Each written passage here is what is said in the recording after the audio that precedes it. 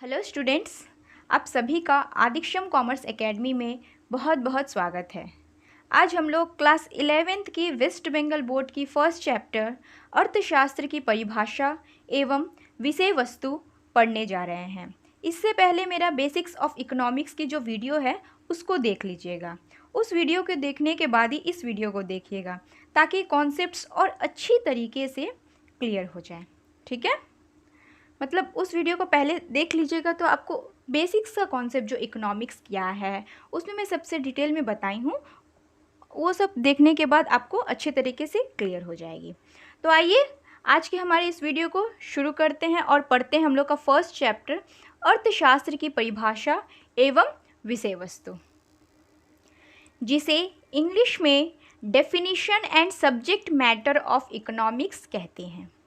जैसा कि मैं अपने पहले वीडियो में बता चुकी हूँ कि अर्थशास्त्र क्या है, मतलब इकोनॉमिक्स क्या होता है, इकॉनमी क्या होता है, ये सब कुछ मैं डिटेल में एनालिसिस कर चुकी हूँ। लेकिन फिर से आप लोगों को एक छोटा सा इंट्रोडक्शन से बता दूँगी कि ये जो अर्थशास्त्र है, मतलब जिसे इंग्लिश में इकोनॉमिक्स कहते हैं, आखिर में उसका मतलब क्या होता है। ठीक है, सपोज़ मैं आप ही का एग्जाम्पल से बता दे रही हूँ। ये आप है समझे, ठीक है।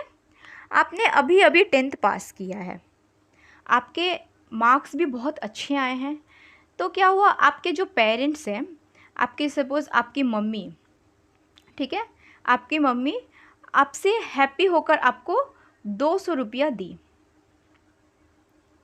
मतलब आप अभी मतलब क्लास 10th पास किए हैं और आप अच्छे मार्क्स से पास हुए हैं, तो आपकी मम्मी जो है वो आपसे बहुत खुश हो गई।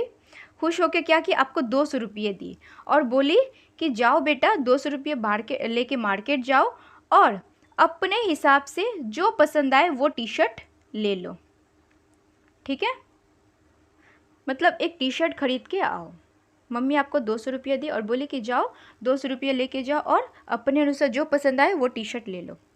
तो आप मार्केट जाते हैं वो 200 रुपया लेके। अब मार्केट में जाके देखते हैं एक टी शर्ट का दाम है 500 रुपये, एक टी शर्ट का दाम है 200 रुपये, एक टी शर्ट का दाम है 300 रुपये और एक टी शर्ट का दाम है 150 रुपये।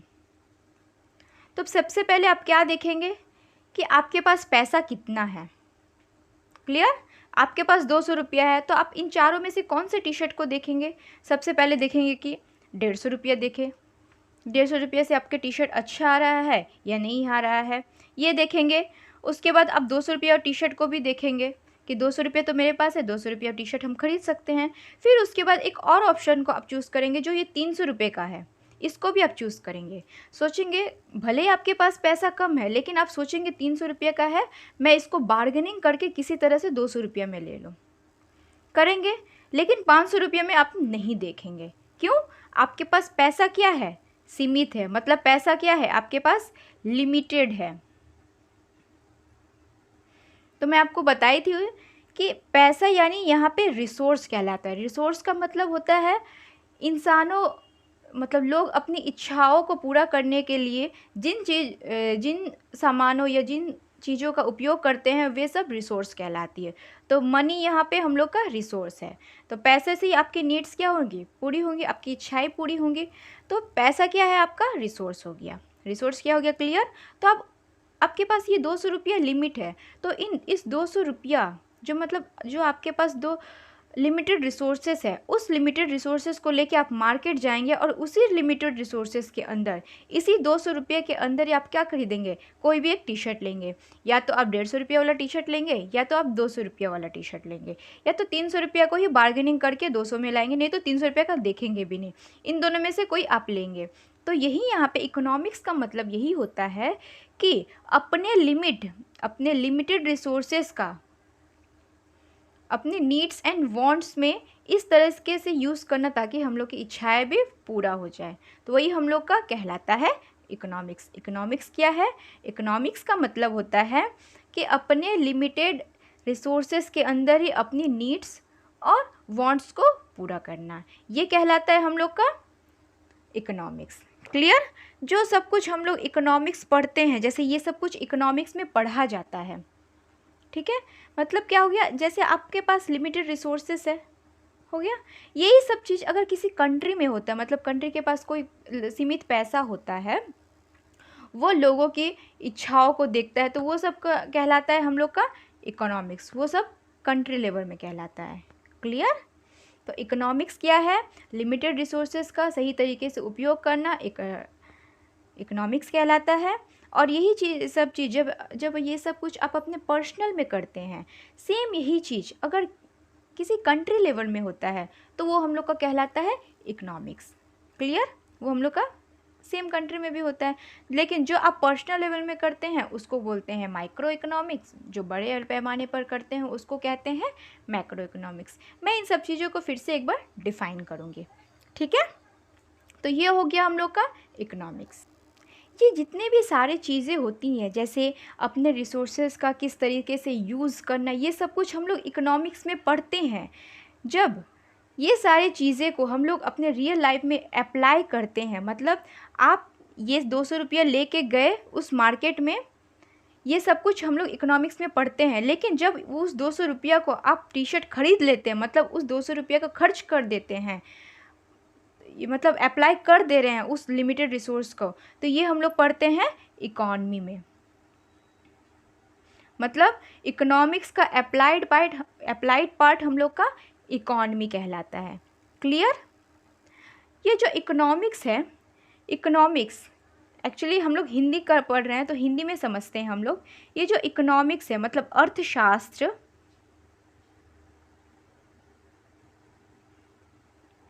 ये एक संस्कृत भाषा से लिया गया है, जो 2 वर्ड में विभाजन होता है इसका,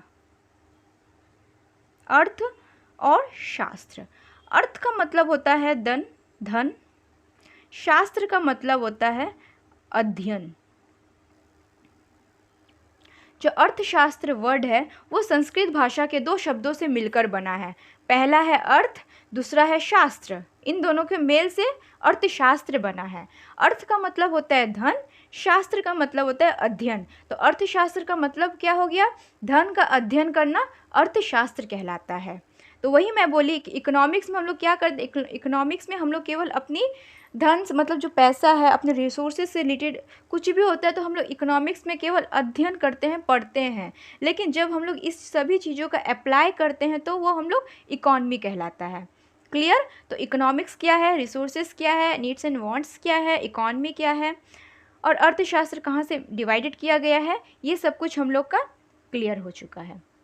अब हम लोग पढ़ते हैं, मतलब ये जो अर्थशास्त्र वर्ड है ये आया कहाँ से है। ये तो समझ में आ गया कि अर्थशास्त्र संस्कृत भाषा के 2 शब्दों के मेल से बना हुआ है, लेकिन एक्चुअली में अर्थशास्त्र हम लोग के देश में आया कब से है? ऐसा बोला जाता है कि जो इकोनॉमिक्स है, इकोनॉमिक्स के फादर मतलब फादर ऑफ इकोनॉमिक्स कौन है? एडम स्मिथ, जिनके बारे में अभी हम लोग और पढ़ने जा रहे हैं। एडम स्मिथ, ऐसा माना जाता है कि इकोनॉमिक्स के फादर एडम स्मिथ, मतलब फादर ऑफ इकोनॉमिक्स किसे कहा जाता है? एडम स्मिथ को। इन्होंने अपनी पुस्तक द वेल्थ ऑफ नेशन जो 1776 मतलब 1776 में पब्लिश्ड कराई थी, उसमें इन्होंने अर्थशास्त्र मतलब इकोनॉमिक्स का कॉन्सेप्ट बताया था। तभी से हम लोग मानते हैं कि इकोनॉमिक्स एडम स्मिथ की देन है। लेकिन जब हम लोग अपने पास्ट में जाएंगे, अपने हिस्ट्री में जाएंगे, जब हम लोग अपने पास्ट में जाएंगे मतलब अपने अतीत हिस्ट्री को पढ़ेंगे, तब समझ में आएगा कि एक्चुअली जो इकोनॉमिक्स है वो हम लोग के इंडिया में अभी से नहीं आया है, बल्कि बहुत पहले से ही आ चुका है।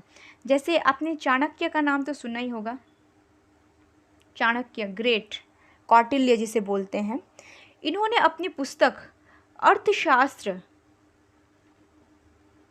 में अर्थशास्त्र के सारे कॉन्सेप्ट्स को लिख डाली थी। मतलब चाणक्य ने पहले ही हमारे भारत को इकोनॉमिक्स का कॉन्सेप्ट दे दिया गया था, लेकिन हम लोग प्रेजेंट में इकोनॉमिक्स के फादर एडम स्मिथ को पढ़ते हैं, बिकॉज हम लोग नेहरू मॉडल को मतलब हम लोग वेस्टर्नाइजेशन को फॉलो करते हैं, इसलिए हम लोग एडम स्मिथ को फादर ऑफ इकोनॉमिक्स कहते हैं। क्लियर?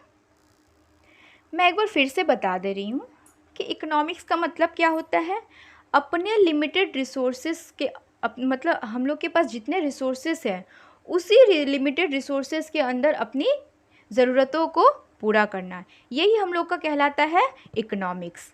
क्लियर। जो जितने भी पार्ट्स हम लोग इकोनॉमिक्स में पढ़ते हैं, मतलब जो हम लोग ये सब कुछ पर्सनल लेवल में करते हैं, सेम ऐसे ही किसी कंट्री में भी होता है। जैसे गवर्नमेंट के पास पैसा आ गया, वो सब चीज़ें, जैसे गवर्नमेंट किसी लोगों की गरीबी देखती है, एजुकेशन पे देखती है, सर मतलब वो पैसे को क्या करती है, अलग अलग जगहों पे डिस्ट्रीब्यूट करती है। तो ये सब क्या, ये सब कंट्री लेवल पे भी होता है। लेकिन जो हम लोग पर्सनल लेवल पे करते हैं उसे हम लोग कहते हैं माइक्रो इकोनॉमिक्स। लेकिन जो हम लोग कंट्री लेवल पे करते, बड़े पैमाने पर बात आती है, तो वो हम लोग का कहलाता है मैक्रो इकोनॉमिक्स। इकोनॉमिक्स में हम लोग ये सब चीज़ें केवल रूल्स एंड रेगुलेशंस, मतलब कैसे कहाँ पे डिस्ट्रीब्यूशन किया जाए, कैसे अपनी इच्छाओं को पूरा किया जाए, रिसोर्सेज के बारे में सब कुछ हम लोग इसमें पढ़ते हैं। लेकिन जब इसको हम लोग रियल ग्राउंड लेवल पे इसको अप्लाई करते हैं, मतलब जैसे डिस्ट्रीब्यूशन करने के लिए एक पेपर में लिखते हैं, ये सब कुछ इकोनॉमिक्स का पार्ट है। लेकिन जब उस मनी को हम लोग अलग अलग सेक्टर्स में बांट देते हैं, तो ये हम लोग का इकोनॉमी का पार्ट कहलाता है। जो ये अर्थशास्त्र है वो संस्कृत भाषा के 2 शब्दों से मेल से बना हुआ है, अर्थ प्लस शास्त्र। अर्थ का मतलब होता है धन, शास्त्र का मतलब होता है अध्ययन।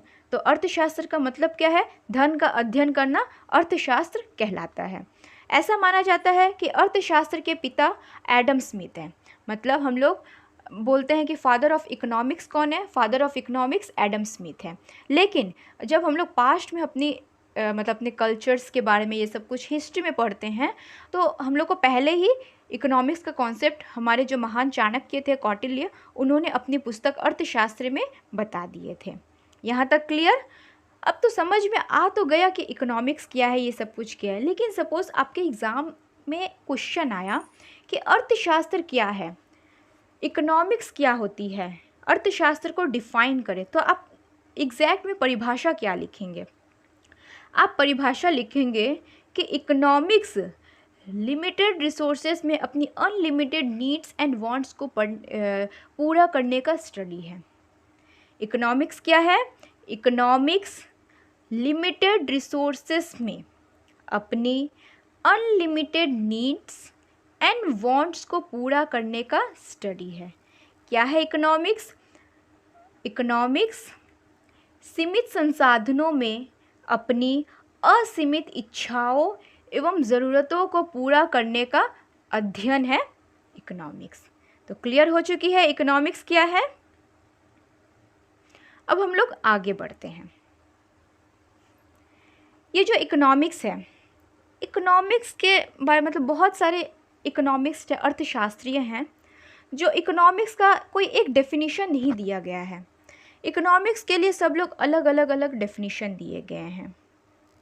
मतलब इकोनॉमिक्स अर्थशास्त्र क्या है, इसका कोई एक सिंगल डेफिनेशन नहीं दिया गया है।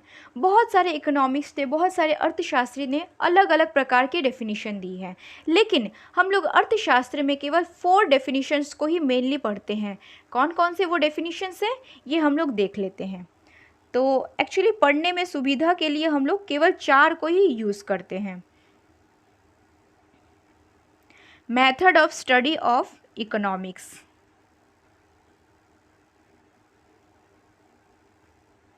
तो वो 4 कौन कौन से हैं? पहला है हम लोगों का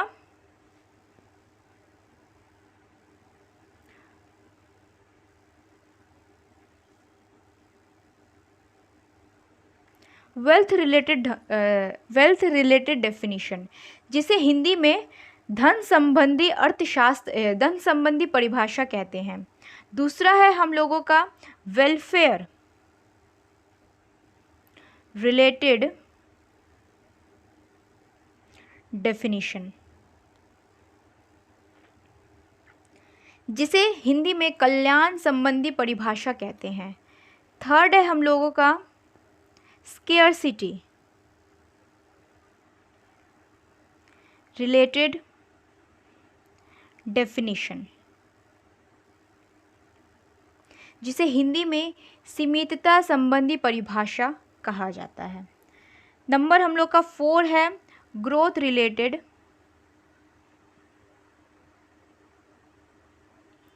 डेफिनेशन।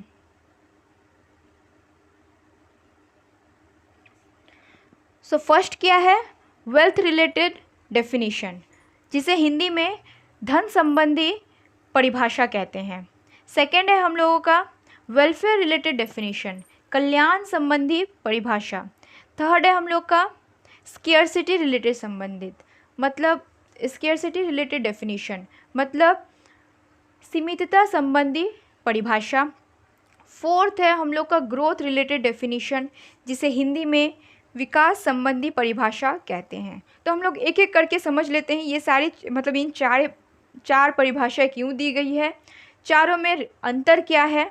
ठीक है, तो सबसे पहले समझते हैं वेल्थ रिलेटेड डेफिनेशन, जिसे हिंदी में धन संबंधी परिभाषा कहते हैं।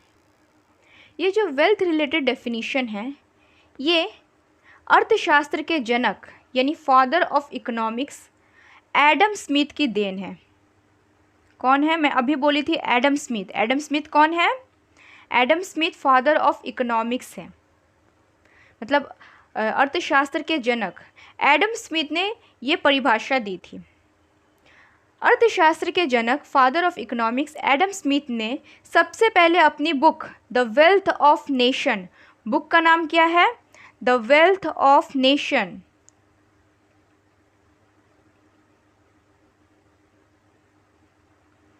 द वेल्थ ऑफ नेशन, इस बुक में इन्होंने सबसे पहले इकोनॉमिक्स की परिभाषा दी थी कि इकोनॉमिक्स क्या है। इकोनॉमिक्स, धन का अध्ययन करना ही इकोनॉमिक्स कहलाता है।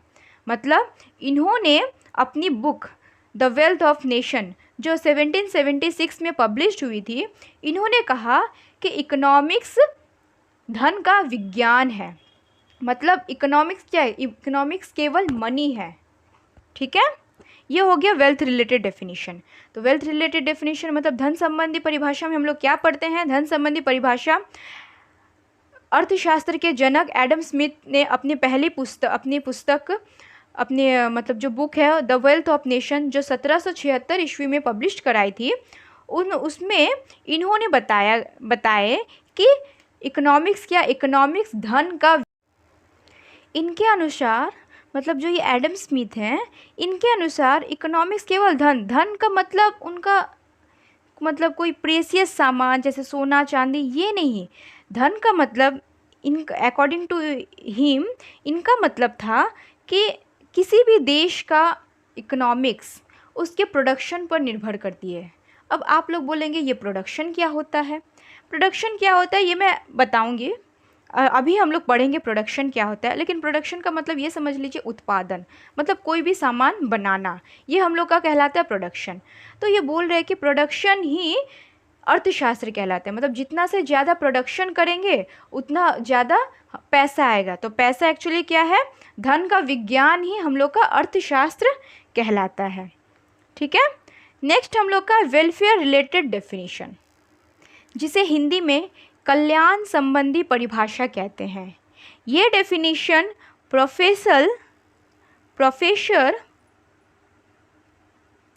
एल्फ्रेड मार्शल ने अपनी पुस्तक प्रिंसिपल्स ऑफ इकोनॉमिक्स जो 1980 में पब्लिश हुई थी, उनमें इन्होंने बताया कि इकोनॉमिक्स की परिभाषा में धन के साथ साथ मानव कल्याण का उल्लेख किया है।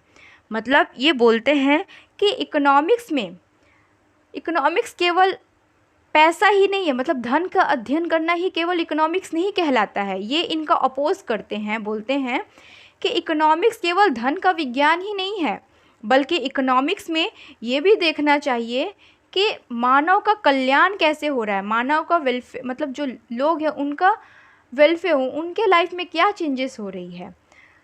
पैसा इंसानों की ज़रूरतों और इच्छाओं को पूरा करने का बस एक रास्ता है, बल्कि पैसा ही सब कुछ नहीं है। आपको भूख लगी है तो आप जाकर कोई खाना खाएंगे, बिस्किट्स खाएंगे, केक खाएंगे, कुछ और खाएंगे, लेकिन आपको भूख लगी, सपोज़ आपके पास ढेर सारे पैसे हैं, तो आप पैसे को ही तो नहीं ना खाएंगे।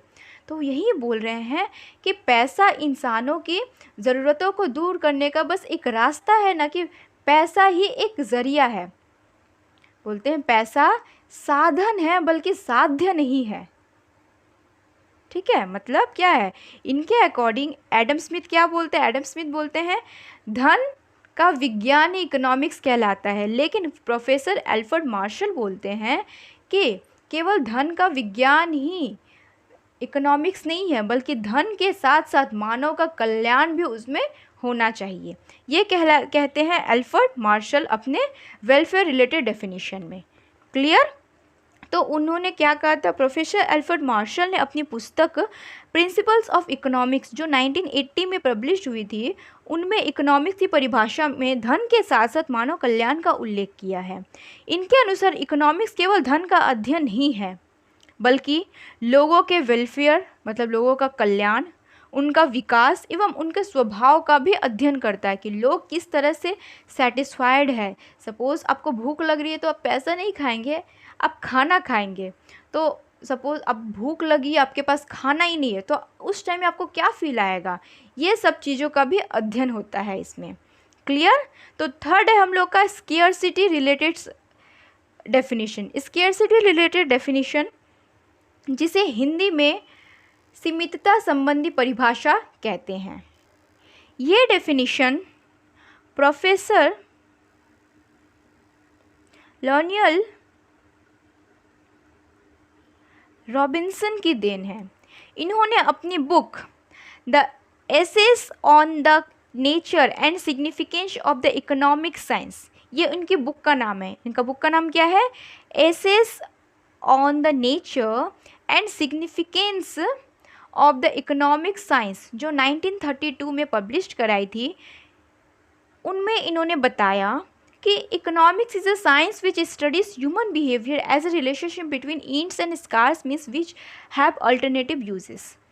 इनके द्वारा डेफिनेशन दिया गया कि इकोनॉमिक्स एक ऐसा विज्ञान है जो अपने लिमिटेड रिसोर्सेस के अंदर, मैं पहले बताए थे क्या, आपका रिसोर्स क्या है, लिमिटेड, आपका पैसा क्या था, लिमिट था। तो वही इन्होंने भी बताया कि अपने लिमिटेड रिसोर्सेस के अंदर लोग अपनी असीमित इच्छाओं को किस तरह से पूरा कर रहे हैं, उन सभी चीज़ों का पढ़ना ही हम लोग का इकोनॉमिक्स कहलाता है। इकोनॉमिक्स क्या है,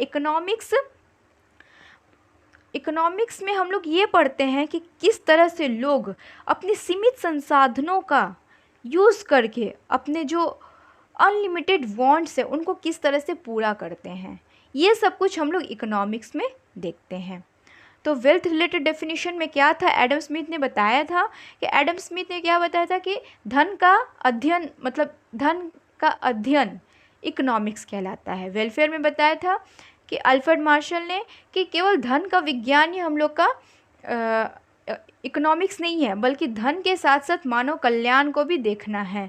स्केर्सिटी रिलेटेड डेफिनेशन में क्या देखे थे कि केवल मनुष्य अपनी लिमिटेड रिसोर्सेस का यूज़ किस तरीके से करते हुए अपनी असीमित इच्छाओं को पूरा करता है, ये हो जाता है हम लोग का स्केर्सिटी रिलेटेड डेफिनेशन में।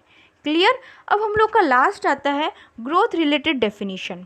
एक्चुअली जो थर्ड है यही सबसे ज़्यादा फॉलो होती है इकोनॉमिक्स के लैंग्वेज में, क्योंकि इकोनॉमिक्स ऑलरेडी यही है कि किस तरह से हम लोग अपनी लिमिटेड रिसोर्सेज का यूज़ करके अपने अनलिमिटेड नीड्स एंड वांट्स को पूरा कर सकें। ये सबसे मोस्ट इम्पॉर्टेंट होता है इकोनॉमिक्स में। इन्हीं सब चीज़ों को मतलब एक्चुअली बोला जाए तो मैं भी इन्हीं को फॉलो करती हूँ। ठीक है। तो फोर्थ हम लोग का लास्ट वन हम लोग का आ जाता है ग्रोथ रिलेटेड डेफिनेशन, मतलब विकास संबंधी परिभाषा। ये जो डेफिनेशन है ये प्रोफेसर सैमुएल्सन के द्वारा दी गई थी। ये बताते हैं, ये अपने डेफिनेशन में बताते हैं कि ये इनसे मिलता जुलता डेफिनेशन होता है। ये बताते हैं कि किस तरह से लोग अपने लिमिटेड रिसोर्सेज का यूज़ करके अपने जो लाइफ है उसको ज़्यादा से ज़्यादा सेटिस्फाई कर सके। सपोज़ अभी देश में क्या है, देश में एम्प्लॉयमेंट है, एम्प्लॉयमेंट कम है, मतलब रोज़गार की समस्या है, रोज़गार की प्रॉब्लम है, सबको जॉब नहीं मिल रही है। तो क्या हो रहा है, देश के पास क्या लिमिटेड सीट्स हैं जॉब के लिए, लेकिन यहाँ पे जॉब किसको चाहिए, बहुत जन को चाहिए। तो क्या हो रहा है, गवर्नमेंट क्या करी है, अपने लिमिटेड सीट्स, जो सीट्स हैं वो उनका क्या रिसोर्स है, लिमिटेड रिसोर्सेज का यूज़ इस तरह से करे ताकि ज़्यादा से ज़्यादा लोग इससे सेटिस्फाई हो सके। तो यही यहाँ पे ग्रोथ रिलेटेड डेफिनेशन में भी बोला जा रहा है। प्रोफेसर सैमुअल्सन बोलते हैं कि अपने लिमिटेड रिसोर्सेज का यूज़ इस तरीके से किया जाए ताकि लोग अपनी असीमित इच्छाओं को पूरा कर सके तथा उन्हें उनमें सेटिस्फाई भी हो सके और वे अपनी ग्रोथ लेवल को भी क्या कर सके, जांच सके कि नहीं हम लोग एक ही चीज़ में अटके हुए नहीं हैं बल्कि हम लोग का ग्रोथ भी हो रहा है। क्लियर, ये चारों डेफिनेशन क्लियर हो चुकी है आपकी। तो अब हम लोग पढ़ते हैं इकोनॉमिक्स क्या है समझ लिए, इकोनॉमिक्स का डेफिनेशन समझ लिए हैं, इकोनॉमिक्स से संबंधित 4 परिभाषाएं भी देख लिए। अब समझते हैं इकोनॉमिक्स कितने प्रकार के होते हैं। मैं आपको पहले ही बोल दी इकोनॉमिक्स कितने प्रकार के होते हैं, जस्ट अभी बोली थी ना आपको कि जो हम लोग पर्सनल लेवल में पढ़ते हैं वो हम लोग का हो जाता है, जैसे मैं बता दे रही हूँ फिर से, टाइप्स, इकोनॉमिक्स के types. There are 2 types of economics. First we called micro economics,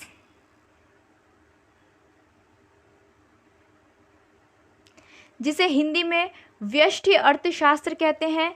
second है हम लोग का मैक्रो इकोनॉमिक्स,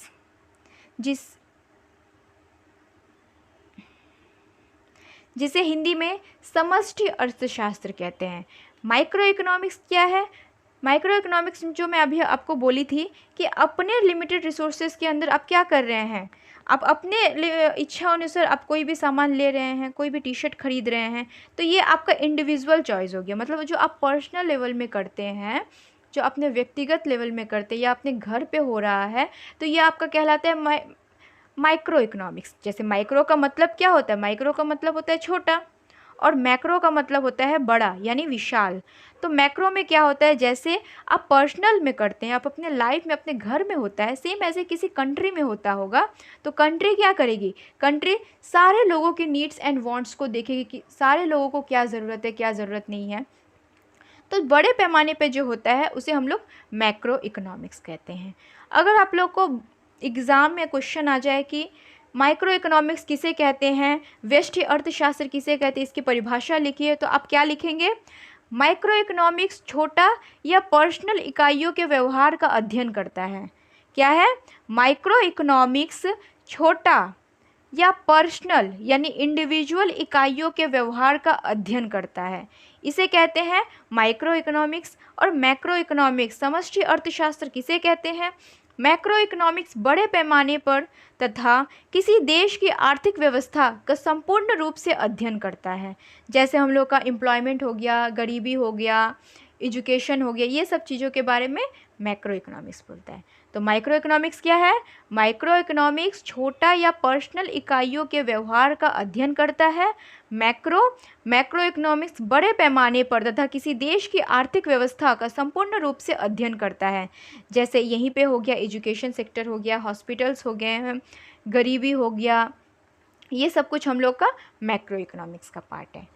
तो क्लियर हो चुकी है आपको यहाँ तक इकोनॉमिक्स क्या है, हम लोग समझ लिए हैं। इकोनॉमिक्स वर्ड आया कहाँ से है, इसके फादर ऑफ इकोनॉमिक्स कौन है, इन पता लगा लिए। उसके बाद method of study of economic, इनसे मैं मतलब इकोनॉमिक्स को पढ़ने के लिए कौन से 4 बेसिक्स डेफिनेशंस होते हैं वे सब पढ़ लिए। क्या है, तो wealth related definition, welfare related definition, scarcity related definition, growth related definition, ये सब कुछ हम लोग पढ़ लिए। अब इकोनॉमिक्स के टाइप्स पढ़ लिए हैं, इकोनॉमिक्स के कितने प्रकार होते हैं। इकोनॉमिक्स 2 प्रकार के होते हैं, micro economics and macro economics. Micro economics किसे कहते हैं, जो पर्सनल लेवल पे होता है उसे माइक्रो इकोनॉमिक्स कहते हैं। और मैक्रो इकोनॉमिक्स क्या है, जो बड़े पैमाने पर करते हैं उसे हम लोग मैक्रो इकोनॉमिक्स पढ़ते हैं। तो यहाँ तक क्लियर। अब हम लोग पढ़ते हैं हम लोग का नेक्स्ट टॉपिक प्रोडक्शन। प्रोडक्शन जिसे हिंदी में उत्पादन कहते हैं। एक्चुअली शॉर्ट टर्म्स में देखा जाए तो प्रोडक्शन का मतलब होता है, सपोज़ कोई भी एक सामान है, ठीक है, उसका नया रूप देना ही वो प्रोडक्शन कहलाता है। जैसे ये वाइट पेज है, अगर मैं इसमें ड्राइंग कर दूँ, पेंटिंग कर दूँ, तो ये पेज का क्या हो रहा है, मैं एक नया रूप दे रही हूँ, तो ये हम लोग का कहलाता है प्रोडक्शन। वस्तु को एक नया रूप देने की व्यवस्था ही प्रोडक्शन कहलाती है। ठीक है, मतलब सपोज़ आपके पास गेहूँ है, आप उस गेहूँ का यूज़ करके, उसका मिक्सचर करके, प्रोडक्शन करके, अच्छी तरह के मशीनों का यूज़ करके आप क्या किए, उसको ब्रेड में कन्वर्ट कर दिए। तो ये क्या हुआ, आप ब्रेड का प्रोडक्शन किए। मतलब गेहूँ क्या था, गेहूँ पहले एक वस्तु था, कोई एक गुड्स था, सामान था, उस वस्तु का यूज़ करके आप क्या किए, दूसरा वस्तु बना दिए। मतलब गेहूँ का यूज़ करके आप गेहूँ का नया रूप ब्रेड दे दिए। तो ये आपका प्रोडक्शन कहलाता है। क्लियर। लेकिन जो प्रोडक्शन होता है, जैसे सपोज़ आप कुछ बना दिए, मतलब चावल लिए, सपोज़ आप चावल लिए और उसे पकाकर भात बना दिए, तो ये क्या प्रोडक्शन है? आप बोलेंगे हाँ। आप जो बोले कि चावल का एक नया रूप दे दिए तो प्रोडक्शन कहलाता है। नहीं, प्रोडक्शन एक्चुअली पर्सनल नहीं होता है, प्रोडक्शन सोशल होता है। मतलब पर्सनल पे लेवल पे काम नहीं होता है, ये सभी सामाजिक क्रिया होता है। जैसे आप किसी भी चीज़ का उत्पादन, कोई भी सामान बना रहे हैं, उसे बड़े पैमाने पर बेच रहे हैं, तो ये आपका प्रोडक्शन कहलाता है। प्रोडक्शन का मतलब उन सामाजिक क्रियाओं से है जिसका मुख्य उद्देश्य किसी पदार्थ, किसी वस्तु को दूसरे रूप में परिवर्तन करना है। तो क्या होता है प्रोडक्शन?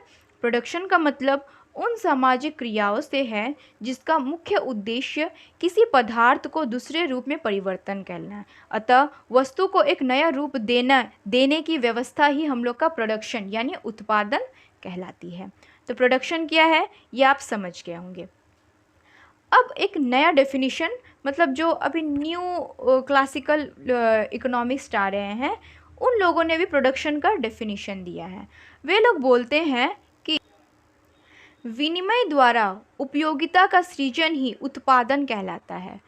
विनिमय द्वारा उपयोगिता का सृजन ही उत्पादन यानी प्रोडक्शन कहलाता है। यानी production is creation of utility through exchange. ये एक्चुअली आपके एग्ज़ाम के लिए उतना इम्पॉर्टेंट नहीं है, बट इसका मतलब क्या होता है ये हम लोग को समझना चाहिए।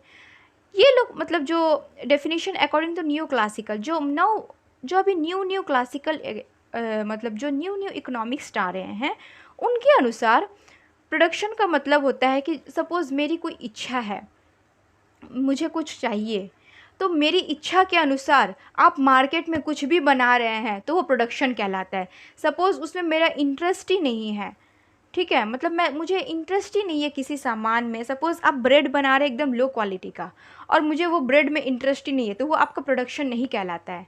प्रोडक्शन उसी को कहते हैं जब जो कंज्यूमर होता है, जो उपभोक्ता होता है, मतलब जो उस प्रोडक्ट का यूज़ करेगा, उस जो कंज्यूमर होता है, उस कंज्यूमर उस प्रोडक्ट का यूज़ करके सेटिस्फाई हो। अगर वो सेटिस्फाई नहीं हो रहा तो वो आपका प्रोडक्शन नहीं कहलाता है। क्लियर। अब इसमें एक वर्ड आया है यूटिलिटी, जिसे हिंदी में उपयोगिता कहते हैं।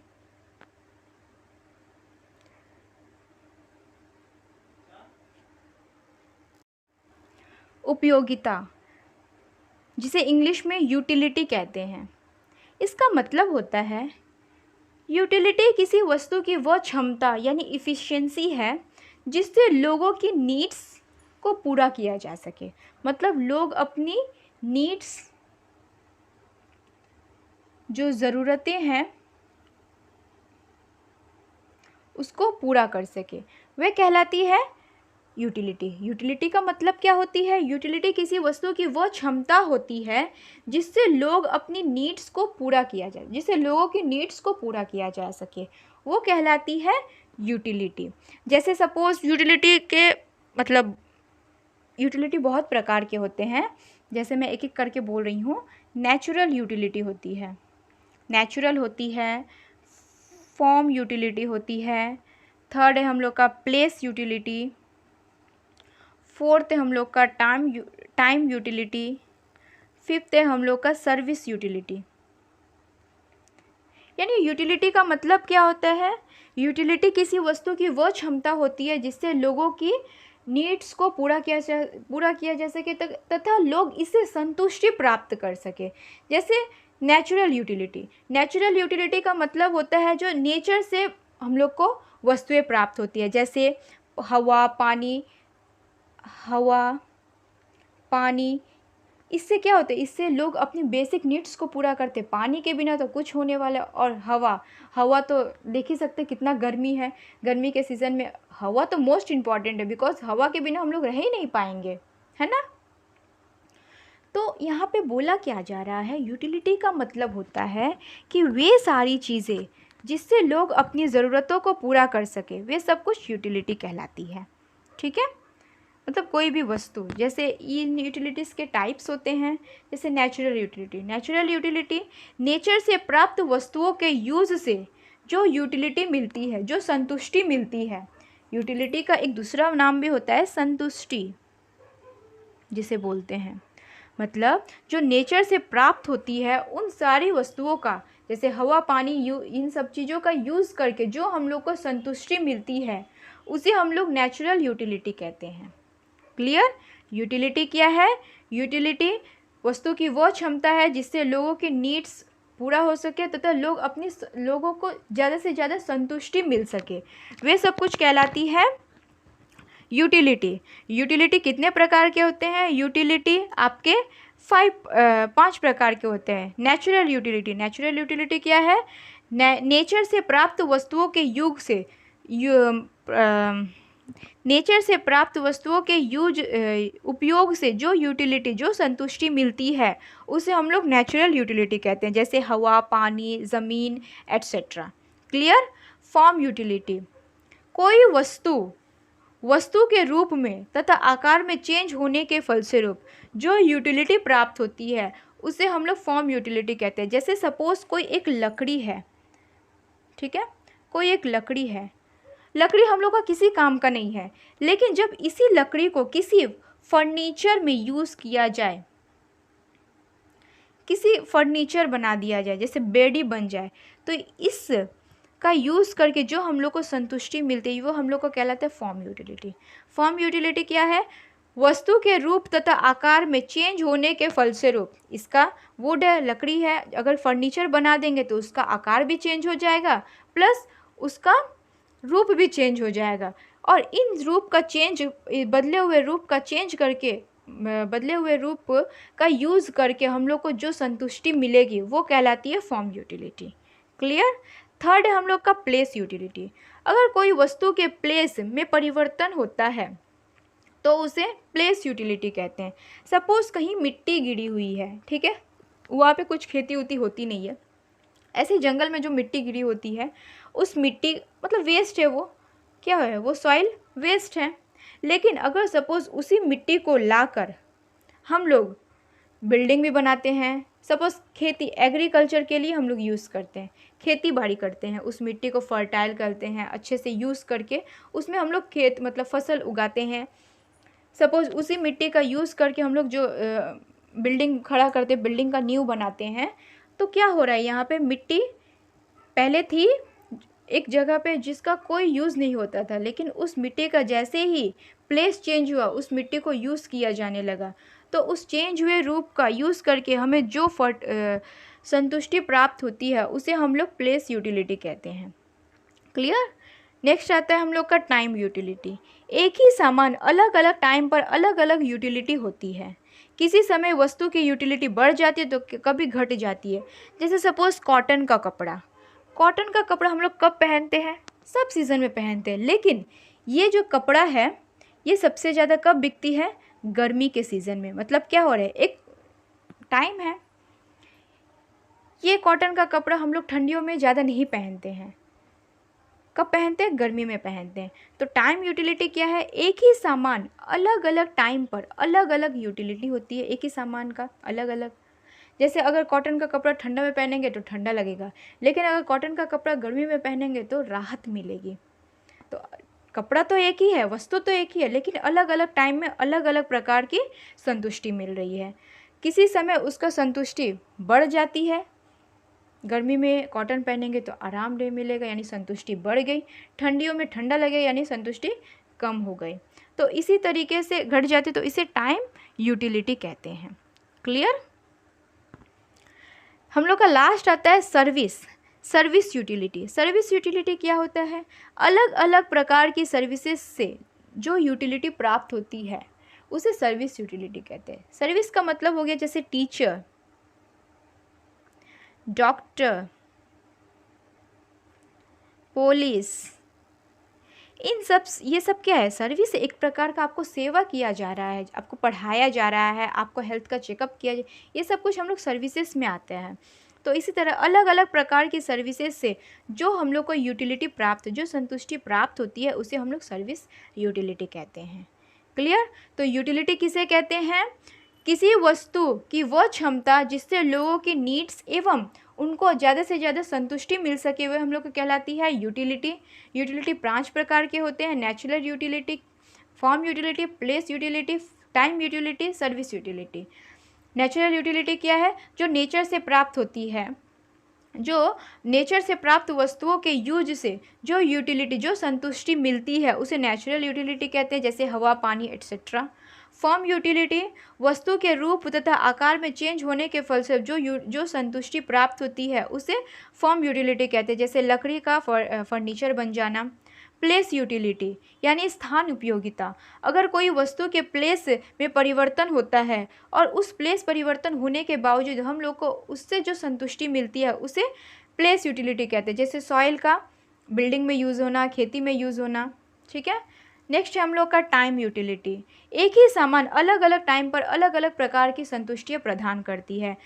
किसी समय यूटिलिटी ज़्यादा होती है तो किसी समय यूटिलिटी कम हो जाती है। जैसे कॉटन का कपड़ा गर्मी के सीज़न में संतुष्टि बढ़ाता है, लेकिन ठंडे के सीज़न में संतुष्टि को कम कर देता है। नेक्स्ट एंड लास्ट हम लोग का आ जाता है सर्विस यूटिलिटी।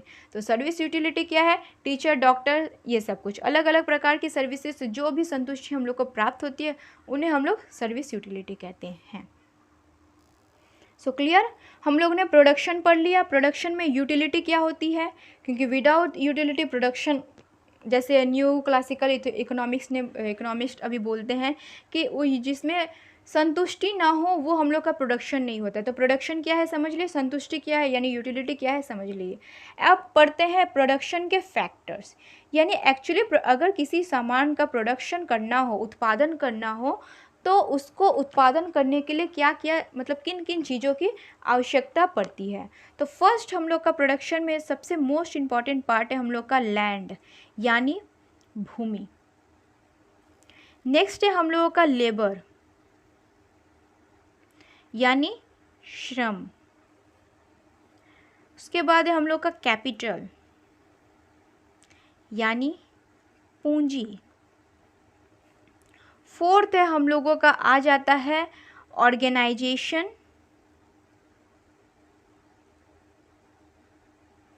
या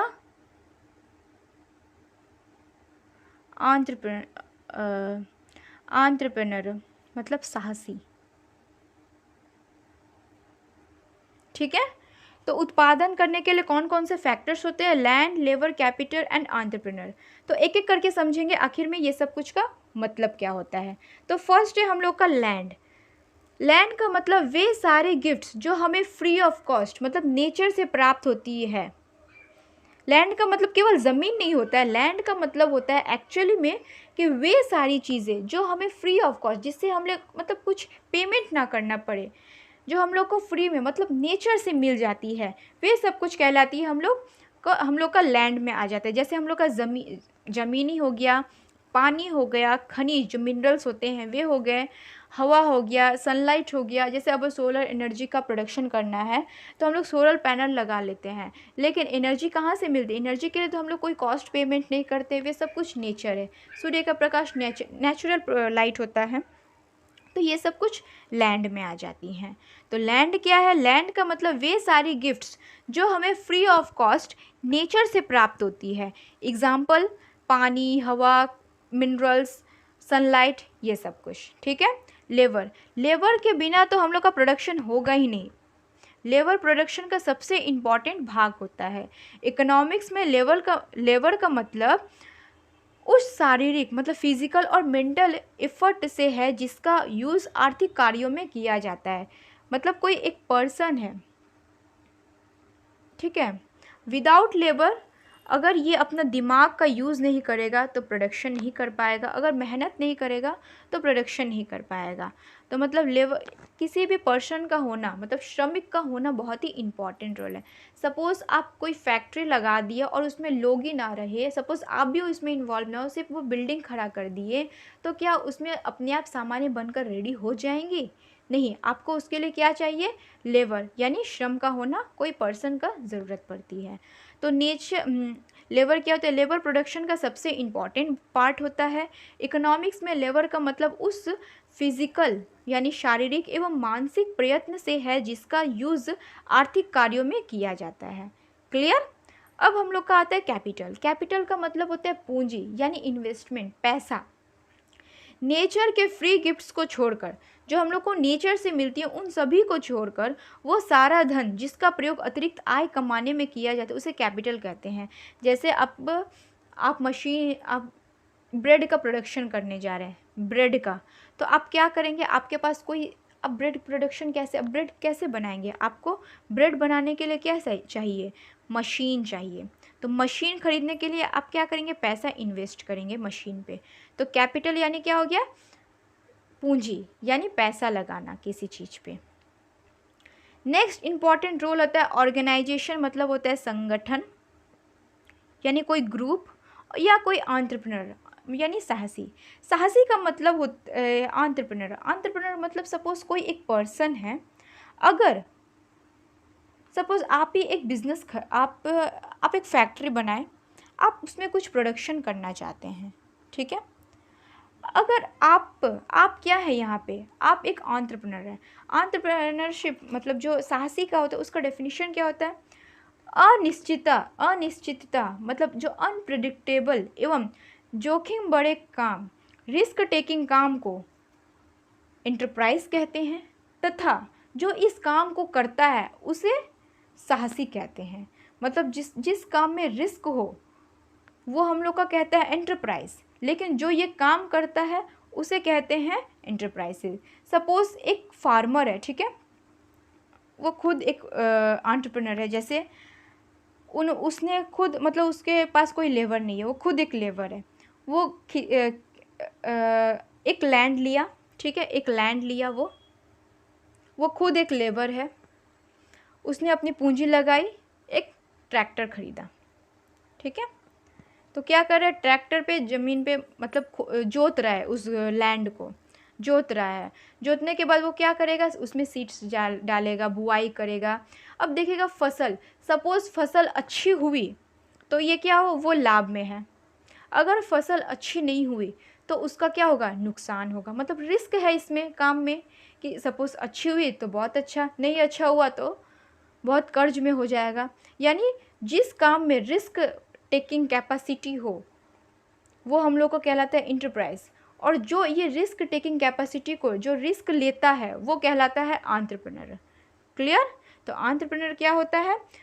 अनप्रेडिक्टेबल, अनिश्चितता एवं जोखिम बड़े काम को एंटरप्राइज कहते हैं, तथा जो इस काम को करता है उसे एंटरप्रेन्योर करते हैं।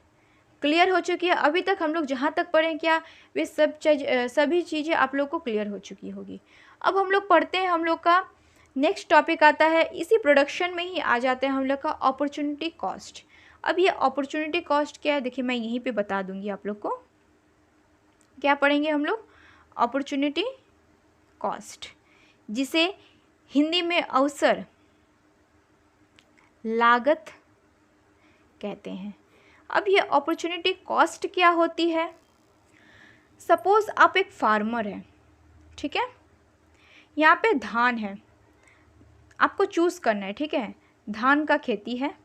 यहाँ पे कॉर्न यानी मक्का, यहाँ पे है चना। सपोज़ इसकी कॉस्ट है 10,000 रुपये, इसकी कॉस्ट है 8,000 रुपये, और इसकी कॉस्ट है 5,000 रुपये, ठीक है। सपोज़ आप एक फार्मर हैं, अब आप सोच रहे हैं कि आपके पास एक ज़मीन है, आप उसमें किस चीज़ का प्रोडक्शन करेंगे? धान का करेंगे, मक्का का करेंगे, या चना का करेंगे? मतलब धान का करेंगे तो क्या होगा? आपको 10,000 तक क्या होगी? आपके कॉस्ट पड़ेगी, मतलब 10,000 आपको प्रॉफिट होगा। मक्का का करेंगे तो आपका 8,000 रुपये प्रॉफिट होगा। अगर चना का करेंगे तो आपको 5,000 रुपये प्रॉफिट होगी। तो आप क्या कर रहे हैं, आप इन तीनों में से किसी एक चीज़ को चूज़ करेंगे। सपोज़ आप धान को चूज़ किए, ठीक है, धान को चूज़ किए, धान को, तो आप छोड़ क्या रहे हैं इसके बदले में? आप सोचेंगे कि धान को चूज़ किए तो हम ये दोनों चीज़ें छोड़ दे रहे हैं, लेकिन नहीं, एक्चुअली में आप छोड़ किसको रहे हैं? मक्का को छोड़ रहे हैं। यानी इसके बाद इससे कम कौन सा, इसके कम 8,000 रुपये वाला है। मतलब जो ज़्यादा होता है उसके बाद वाला जो होता है, जो छोड़ रहे हैं, वो हम लोग को कहलाता है अपॉर्चुनिटी कॉस्ट। क्या होता है अपॉर्चुनिटी कॉस्ट? अपॉर्चुनिटी कॉस्ट वो अधिकतम मान है जो किसी विकल्प, जो किसी ऑप्शन की वस्तु को से प्राप्त की जाती है।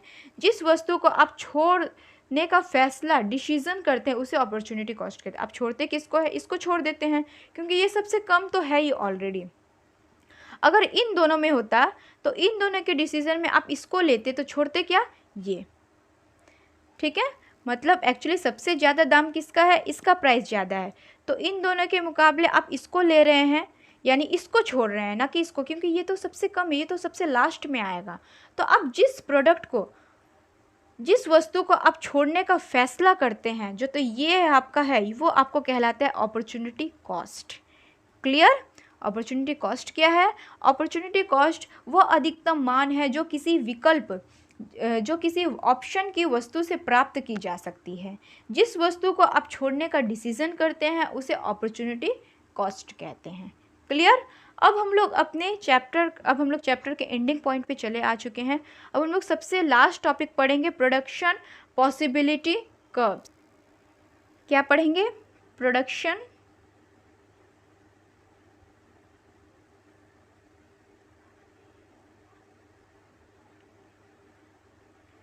पॉसिबिलिटी फ्रंटायर या कर्व, ठीक है, जिसे हिंदी में उत्पादन संभावना वक्र कहते हैं। क्या कहते हैं? उत्पादन संभावना, याद रखिएगा क्या है? संभावना वक्र कहते हैं। प्रोडक्शन में अनेकों ऑप्शंस होते हैं कि ये प्रोडक्शन करे, कि वो प्रोडक्शन करे। उन सभी उत्पादित विकल्पों को हम जब एक कर्व के रूप में दिखाते हैं, मतलब एक डायग्राम के रूप में दिखाते हैं, तो उसे प्रोडक्शन पॉसिबिलिटी फ्रंटायर या कर्व कहते हैं। ठीक है, कैसे होती है ये हम लोग देख लेते हैं। जैसे सपोज मेरा एक फैक्ट्री है, ठीक है, मेरा एक फैक्ट्री है, मैं उसमें क्या करती हूँ? कार्स बनाती हूँ, ठीक है, कार्स बनाती हूँ, रेड कार्स और एक है वाइट कार्स।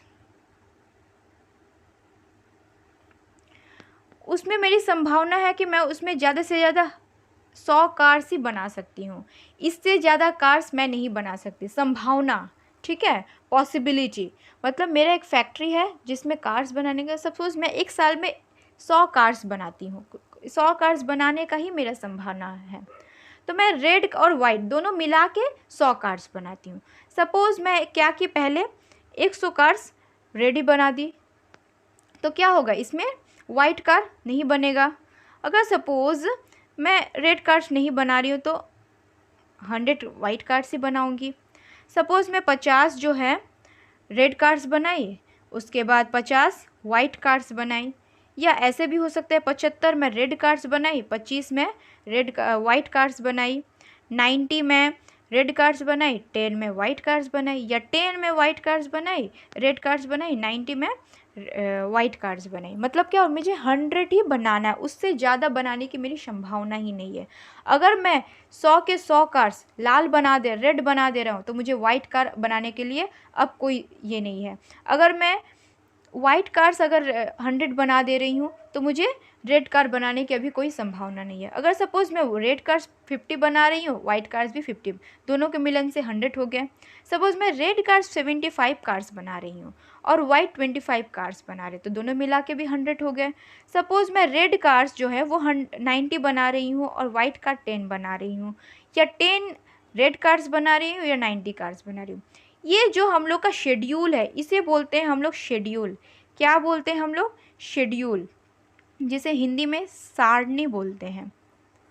इसी सारणी के मदद से हम लोग अभी कर्व बनाएंगे। कर्व कैसे बनेंगे?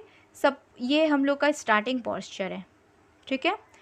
कोई भी सामान यहाँ पे y लिखेंगे, यहाँ पे x लिखेंगे। क्या लिखेंगे? y और x। क्लियर? ये सपोज इधर हम लोग जितने भी लिखेंगे उधर सब कुछ रेड कार्स का लिखेंगे और यहाँ पे हम लोग वाइट कार्स का लिखेंगे। यहाँ इधर जितने भी जाएंगे वाइट कार्स जाएंगे, जो ये हॉरिजेंटली है ये सब कुछ हम लोग रेड कार्स का लिखेंगे। तो फर्स्ट में क्या होगा? रेड कार्स सपोज हम लोग का 100 है। कितना है? 100 है।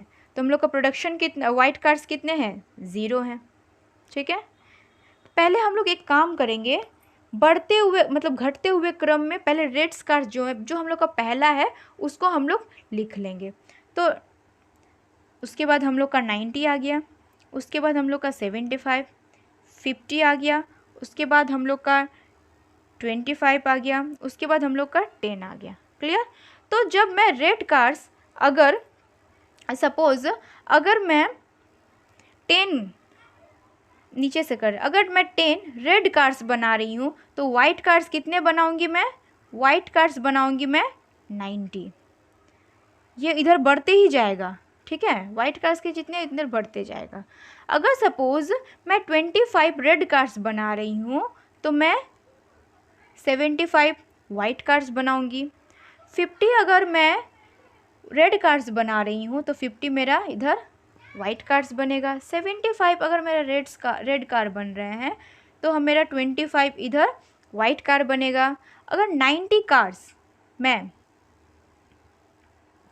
रेड बना रही हूँ तो मेरा यहाँ पे 10 क्या होगा?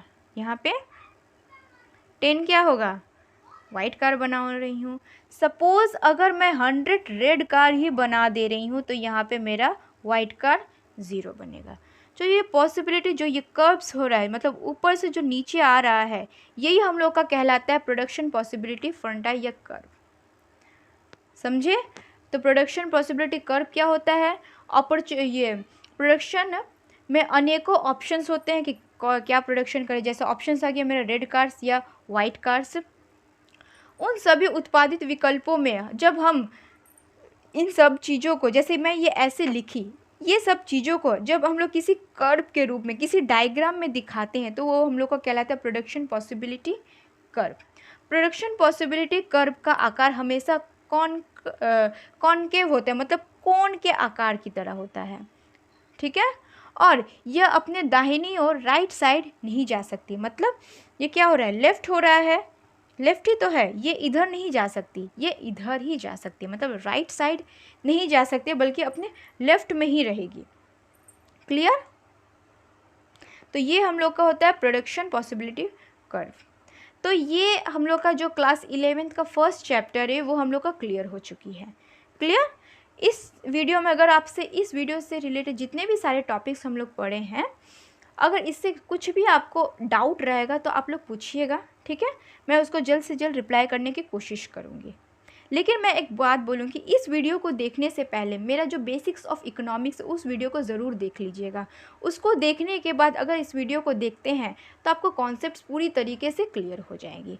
आज के वीडियो में बस इतना ही। हम लोग नेक्स्ट वीडियो में हम लोग नेक्स्ट चैप्टर को पढ़ेंगे। तब तक के लिए अपना ध्यान रखें। Thank you so much.